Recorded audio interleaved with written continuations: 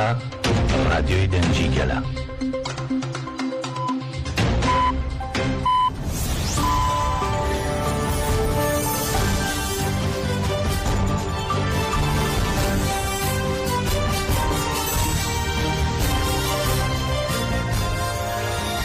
ئەم کاتتان باش بیسەرانی هێژە لە ناوەندی هەواڵەکانی رادیۆ دەنگی گەل بە یارمەتی هاوکارانم گەشتی هەواڵەکانی ئەم کاتژمێرەتان پێشکەش دەکەین.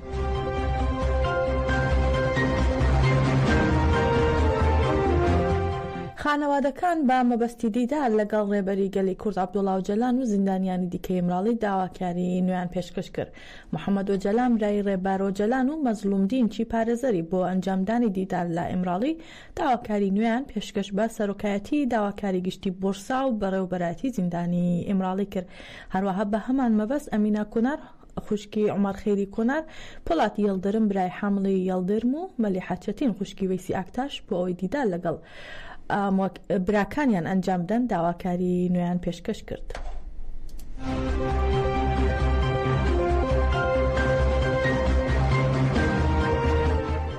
پارلەمانتاری دەم پارتی عومەر ئۆجەلان لە پارلەمانی تورکیا وردەکاری چاوپێکەوتنەکەی لەگەڵ ڕێبەر ئۆجەلان ئاشکرا کرد. پارلەمانتاری دەم پارتی عومەر ئۆجەلان لە وتارێکدا لە پارلەمانی تورکیا ئاماژەی بادیدارەکەی لەگەڵ ڕێبەر ئۆجەلان کرد کە لە ڕۆژی 23 تەشرین یەکەمی ئەم ساڵدا ئەنجامیدا و ڕایگەیان ڕێبەر ئۆجەلان وتی قۆناغێکی مێژوویی لە بەردەمماندایە و ئێمە دەتوانین ئەو قۆناغە مێژوویە بگۆڕین بە ئاشتێکی شکۆمەندانە. پارلەمانتاری دەم پارتی عومەر ئۆجەلان ڕایگەیان لە دیدارەکەیدا ڕێبەراپۆ لەبارەی پەیوەندیەکانی کورد تورکەوە ئاماژەی بەوە کردووە کورد و تورک چۆن پێکەوە گەیشتنە ئەم ئاستا. ئێمە دەتوانین ئەو کێشەیە بە ڕێبازی دیالۆگ چارەسەر بکەین و لە ڕاستیدا ئێمە دەمانتوانی ساڵی 2000 کێشەکەمان چارەسەر بکردایە. ساڵی 1999 منوتم خزمەت بە چارەسەری پرسی کورد تورک دەکەم. لە ساڵی 2000دا وتمەوە و ئێستاش دەیڵێم بەڵام بابەتەکە بە لاڕێدا برا. هەروەها عومەر ئۆجەلان وتی ڕێبەراپۆ بۆ ئەوەی وتویانە بۆ ڕێبەراپۆ بۆ ئەوەی خۆی ڕزگار بکات ئەوە دەکات. ئێمە هێشتا لەو خاڵەداین و هێشتا لە پەرلەمان قسە لەو بارەوە دەکرێت و کا لە ساڵی 2024 داین هێشتا شەڕ لە ئارادایە درێژە بە ناچارەسەری دەدرێت. عومەر ئۆجەلان هەروەها ئاماژەی بەوەش کرد ورەی ڕێبەر ئاپۆ زۆر بەرز و پڕهێز بووە و بە باشی ئاگاداری ڕۆژەڤ و بابەتە گەرمەکان بووە و باشکرا وتوێتی ئامادەیە لا پرسی چارەسەریدا دەستپێشخەری بگرێتە ئەستۆ. بەڕێز ئۆجەلان ڕایگەیان بێگومان کاتێک لا پەیامەکانمدا باس لە هەلو مەرج دەکەم من باس لە هەلو مەرجی کەسی خۆم ناکەم. هێندەی ڕۆژنامەوە کە خۆیان وەک میدیای ئۆپۆزیسیۆن نیشان دەدەن وتەکان چاواشە دەکەن. هندێکیش باس لە وڵاتانی سێهەم دەکەن. هندێک باس لە وڵاتانی دەسەڵاتی جیهان و هندێکیش بە گوێرەی خۆیان هەڵسەنگاندنی جیاجیا دەکەن. بێگومان میدیای دەسەڵاتیش لای خۆیەوە هەوڵیدا ئەو دیدارە بە لاڕێدا ببات و بەڵام پرسەکە جدیە. قۆناغێکی مێژووی لە بەردەمماندایە و ئێمە دەتوانین لەلایەنی ئەرێنیەوە ئەو قۆناغ و پرۆسەیە بگۆڕین بۆ قۆناغێکی گەورەی ئاشتێکی شکۆمەندانە. هەروەها عومەر ئۆجەلان ئاماژەی بەوەشدا بەڕێز ئۆجەلان لەسەر غەزەش قسەی کردووە هەروەها لەسەر ڕۆژهەڵاتی ناوەڕاست و ئیسرائیلیش تۆخی کوردانی باشوور ڕۆژاوا و سووریای هەڵسەنگاندووە و پێشنیاری گونجا و تێگەیشتوانە بوون. حکوومەتی تورکیا یان دەسەڵاتدارانی تورکیا ئایا لەم پرسە نزیک دەبنەوە یان نا، هەروەها دەرفەتی بۆ دەرەخسێنن یان نا. پرسەکە لێرەدا تا ڕادەیەک ڕاوەستاوە سەبارەت با ڕۆژاوا بەڕێز ئۆجەلان دواوە و بە دووادا چوون بۆ دۆخی سووریا دەکات لا ڕێگەی چەند کاناڵێکی میدیایەوە. عومەر ئۆجەلان ڕوونیشی کردەوە سەبارەت بە ئەرمەن و سووریانی و ئیزەدیەکان و سەبارەت بە تەواوی ڕۆژهەڵاتی ناوەڕاست بەڕێز ئۆجەلان هەڵسەنگاندنی کردووە و لا ڕوانگەی بەڕێز ئۆجەلانەوە هەموو جیاوازیەکان بە دەوڵەمەندیەک دەبینرێت. سیرکان 50 ڕۆژ بەسەر 23 تەشرین یەکەمدا تێپەڕیوە و 4 ساڵ و نیو بەسەر دیداری پێشوودا تێپەڕیوە. چارەسەری باڕێبازی سەپاندنی گۆشەگیری و بە سیاسەتی تەسلیمکردن بەدەست نایە. هەروەها بەڕێز ئۆجەلان ئاماژەی بۆش کردووە زیانێکی زۆر ڕوویداوە و هێشتا مرۆڤەکان گیان لەدەست دەدەن.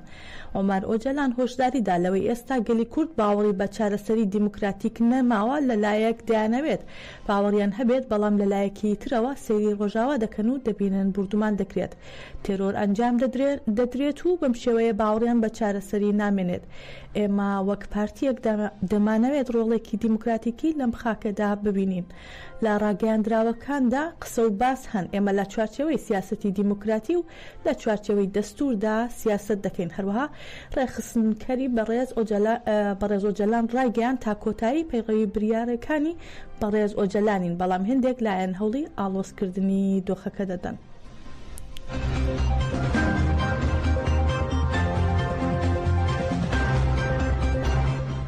فەرماندەی گشتی هێزەکانی سووریای دیموکراتیک قەسەدا مەزلوم عەبدی ڕاگەیان بەشداریکردنی ئیدارەی خۆسەر لە قۆناغی ئێستا چارەسەری قەیرانی سووریا لەگەڵ خۆیدا دەهێنێت و هاوکات هیواشی خواست ڕێککەوتنی ئاگربەستی منبەج بگۆڕێت بۆ ڕێککەوتنێکی هەمەلایەنە.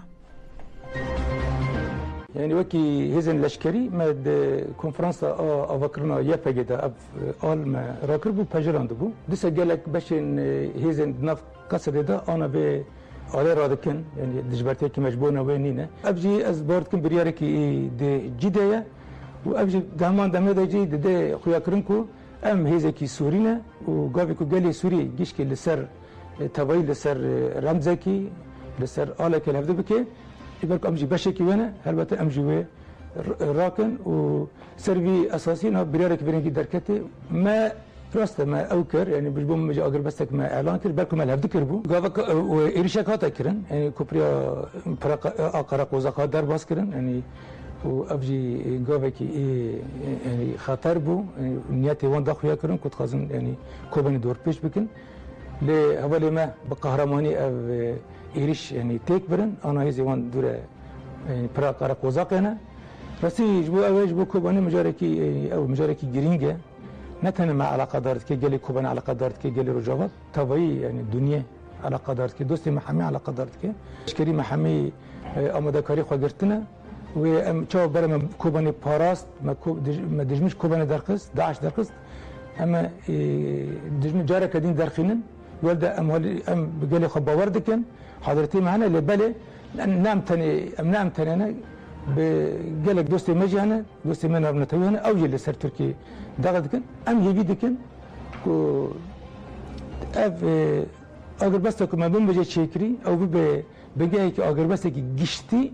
ودنا دجي دولتا ترك وكو ايرشك سر كوبانجي شنب تركان بانا روسا كربون رسال مجارب هبدرا خفتبون روسا جوار تركا جوار قطب هتشي و ايرش بكي وانا جهات جماع آلیکاری خواستن روسان یعنی جبونا کو هم آلیکار بن ابروشی کنه بیرنگی هیچ اواج حتی داوی یعنی دوام ناکه لایەکی ترەوە مەزلوم عەبدی فەرماندەی گشتی هێزەکانی سووریای دیموکراتیک داوای لایەنە سیاسیەکانی کورد لە ڕۆژاوای کوردستان کرد کۆببنەوە و هەڵویستی هاوبەش نیشان بدەن و دانوستاندن لەگەڵ دیمەشق بەهێزتر بکەن. مەزلوم عەبدی دەڵێت بارودۆخی ئێستا هەڕەشەیە بۆ سەر کورد و پێویستە هێزە کوردیەکان کۆببنەوە و بڕیارێکی هاوبەش بدەن. عەبدی جەختی لەوە کردەوە کە هەڵەیە کورد بە شێوەی گروپ کۆبوونەوە لەگەڵ ئۆپۆزیسیۆنی سووریا و لەگەڵ دیمەشق ئەنجام بدات و ڕایگەیان کە ئەم دۆخە زیان بە بەرژەوەندی کورد دەگەێنێت. عەبدی هەروەها ڕایگەیان ئەزموونەکانی پێشووی هەرێمی کوردستان لەگەڵ حکوومەتی ناوەندی عێراق دووبارە ناکەنەوە وتی نابێت ئەزموونی گەلەکەمان لە باشووری کوردستان لەگەڵ عێراق دووبارە بکەینەوە. مەزلوم عەبدی داوای لە هەرێمی کوردستان کرد کە پاڵپشتی هێزەکانی کوردستان لە ڕۆژاوای کوردستان بکات بۆ ئەوەی کۆببنەوە و پێگەیەکی بەهێز بۆ دانوستاندن لەگەڵ دیمەشق دابمەزرێنن. دەشڵێت پێویستە ئیدارەی هەرێمی کوردستان بە هەڵویستێکی هاوسەنگەوە بەشداری لا یەکڕێزی کورددا بکات.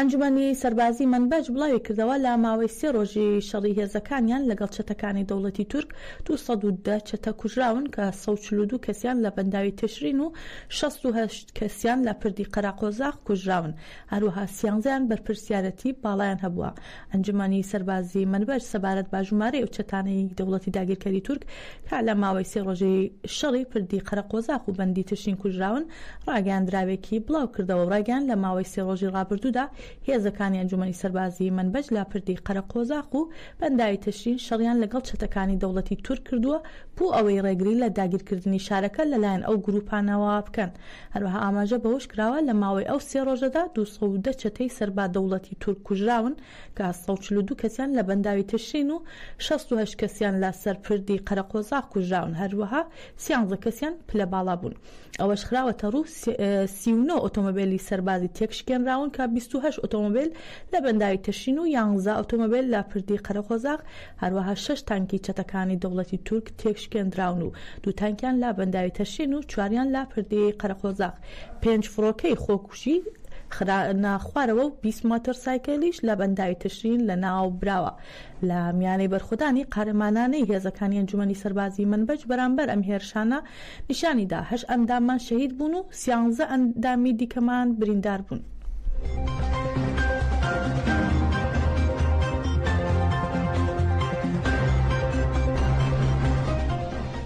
لا 29 تشرینی دووەم سوپاینەتەوەی سووریا چەتەیەکی سەربا دەوڵەتی تورک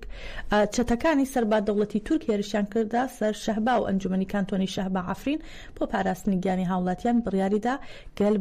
بگوازنەوە بۆ هەرێمە ئارامەکانی ئیدارەی خۆبەڕێوەبەری. شیرین ئیبیش ژنە کۆچبەرێکی عەفرینیە و باهۆی داگیرکاریەکانی دەوڵەتی تورکەوە دووجار ناچار بە کۆچکردن بووە و باسی لە سەختی و زەحمەتەکانی کرد کە بەسەریان داهاتووە.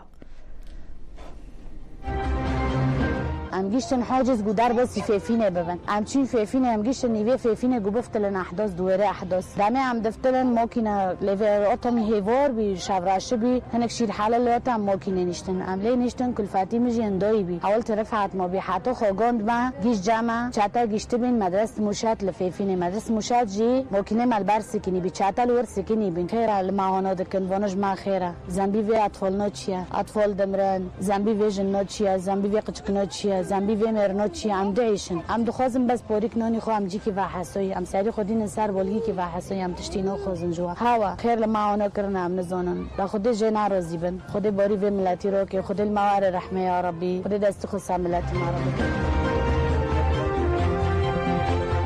خاوەن پێداویستیە تایبەتەکانی هەرێم نزیکەی 3 مانگە موچەیان وەرنەگرتووە وەک خۆیان دەڵێن بەهۆی پێنەدانی موچەوە لا دۆخێکی خراپدان و توانای کارکردنیان نییە و تەنها پشتیان بەو موچەوەیە بەستووە کە حکوومەتی هەرێم ماوەی 3 مانگە پێی نەداون. خۆتەزانی ئەمڕۆ کێشەکان زۆرن تا ئێستا موچەی فەرمانبەران دابین نەکراوە تا ئێستا موچەی هێزە ئەمنیەکان کێشەی تایە بۆیە هاوتاکردنی کۆمەڵێک موچەی ترماوە هەم کەمەندامان هەم خانەنشینی پێشمەرگە هەم کۆمەڵێ فیئەی تر هەیە کە پێشتر پێش 2014 خانەنشین بوون ئەوانیش تا ئێستا هاوتا نەکراوەتەوە لەبەرەوەی بەڵام وەکوتم فیئەی کەمەندام لە هەمووی زەڕورترە چونکە هاوکاریە موچەنیە و بڕەکەیشی زۆر کەمە هەم حکومەتی عێراقی هەم حکومەتی هەرێم ئەتوانن زۆر بە ئاسانی دابینیکەن چکە لەوێ 250,000 دینارە لە حکومەتی عێراقی ئەمان 150,000 بۆیە هاوتاکردنی زۆر ئاسانە بڕواناکەم ئەو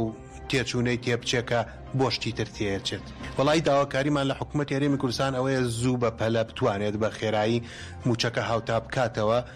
بۆ ئەوەی هیچ نەبێ ئەو کەمەندامانە بێبەش نەبن لەو خزمەت گوزاریانەی کە لە یاسا و امتیازاتەکانی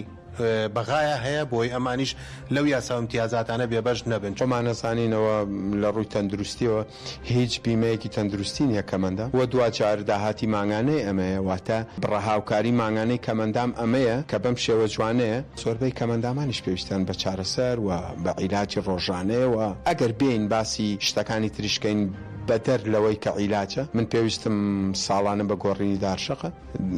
خات و فلان پێویستی بە گۆڕینی کورسەکەیەتی ئەو کورسێ جوڵاوی کە لەسەرێتی کاک فلان پێویستی بەوەی ڕۆژانە حەبێکی هەیە بۆ هەنێ مەجال کە ئێمەکو کەمەندامەزانی کە لە ناخەوە چەند وێرانن و چەند داڕزاون و چەند ئەم نەبوونی مادەیە ئەم گرفتی بڕەمانگەنی چەند تەسیل لە دەرونی کەمەندامانەکە بە کوڕووکچەوە وە زیاتر پێم وایە بۆ خانمانیش چونکە دوجار ئێمەی کەمەندامەگەر ئیرادەیەکی جوانمان هەبێ لەسەر کورسیش بین وەکو ئەو نمونە جوانانەی کە لە ناو بازاڕە بەڕێستانەی بینن.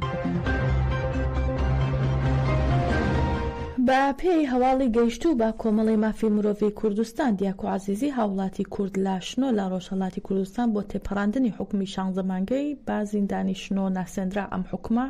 لەلایەن لقی سەویەکی دادگای تاوانەکانی دووی شنۆ بە تۆمەتی پەیوەندی و هاوکاری لەگەڵ حیزبە کوردیەکانی ئۆپۆزیسیۆنی حکوومەتی ئێران دەرچووە. دیاکۆ عەزیزی کە بە توندوتیژی لە هاوینی ئەم ساڵ دەست بەسەر کرابوو دوای لێپرسینەوە بە دانانی بارمتا بە شێوەی کاتی ئازاد کرابوو دوێنێ ڕەوانەی زیندان کرا.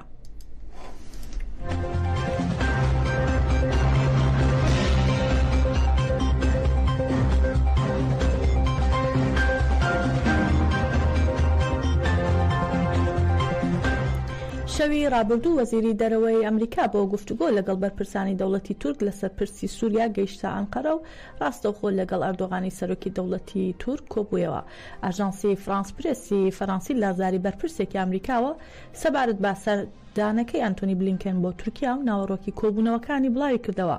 شەوی ڕابردوو بلینکن وەزیری دەرەوەی ئەمریکا گەیشتە تورکیا و دوای گەیشتنی بۆ فڕۆکەخانی ئەنقەرە ڕاستەوخۆ چۆتە هۆڵی سەرەکی و پێشوازی لەگەڵ ئەردۆغان دۆخی سووریای لە دوای ڕوخانی ڕژێمەکەی بەشار ئەساد تاوتوێ کردووە. هەروە ئاماژە بەوەش کراوە بڕیارە ئەمڕۆ بلینکن لەگەڵ هاکان فیدان وەزیری دەرەوەی تورکیا کۆ ببێتەوە و هەروەها لەم سەردانەیدا جەقلا پێکهێنانی حکوومەتی گشتگیر دەکاتەوە کانوێنەرایەتی سەرجەم پێکاتەکانی وڵاتەکە بکات. جێ ئاماژەیە بلینکن وەزیری دەرەوەی ئەمریکا لایەکەم وێستگەی سەردانەکەی بۆ ڕۆژهەڵاتی ناوەڕاست دوێنێ سەردانی ئۆردۆنی کردو لەگەڵ شا عەبدوڵای دووم شای ئەو وڵاتە کۆبوویەوە و دۆخی ناوچەکان دوای ڕوخانی ڕژێمی ئەساد تاوتوێ کرد. گەیشتینە کۆتایی گەشتی هەواڵەکانی ئەم کاتژمێرەمان بمێنن لا خێر و خۆشیدا.